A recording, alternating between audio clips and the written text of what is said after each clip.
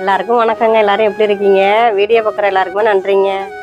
நம்ம மோர் மிளகாய், கத்திரி வத்தை, மாங்காய் வத்தை, கொத்தரை வத்தை, சுண்டக்காய் வத்தை எல்லாமே தரமான முறையில் தயாரித்து நான் கொடுத்துக்கிட்டு இருக்கேங்க.